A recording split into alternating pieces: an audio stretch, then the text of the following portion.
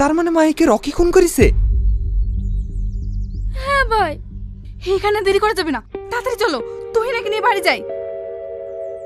হ্যাঁ ভাবি ঠিকই বলিছে, চলো।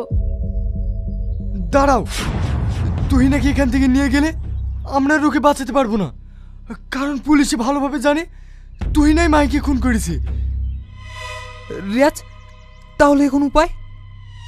উপায় একটাই আছে, রকি যেভাবে গেমটা সাজিছে ওই গেমটা শেষ করব আমি। তুই না, তোকে যে কথাগুলো বলছি মন দিয়ে শোন।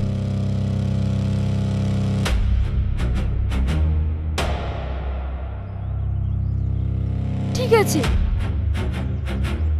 আমি তোকে যে কথাটা বললাম এখন থেকে 3 ঘন্টা পরে ওই কাজটা শুরু করবি, বাকিটা আমি দেখছি।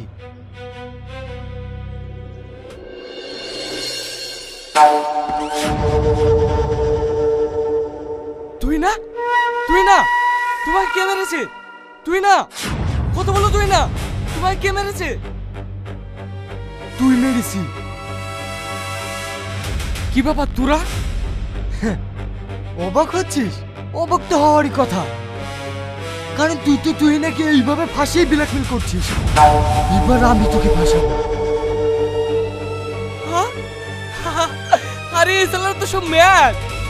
আরে আমি মাইকে খুন করে তুই নাকে ফাঁসিয়েছি, আর এখন তো তুই না বেঁচে আছে, তাহলে আমাকে কিভাবে ফাঁসাবি? তার জন্য তো আমরা আছি,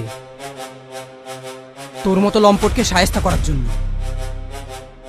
কি ব্যাপার আপনারা? দাবার চালটা তুই ভালোই খেলেছিলি, কিন্তু শেষ করতে পারলি না। একটা কথা মাথায় রাখিস, মিথ্যে যত ভালো করেই সাজাস না কেন, সত্যের জয় হবেই। কনস্টেবল, অ্যারেস্ট হিম।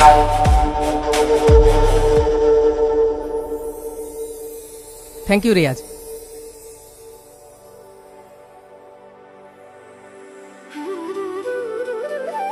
রিয়াজ, তুমি আমাকে ক্ষমা করে দাও, আমি তোমাকে অনেক কিছু বলেছি।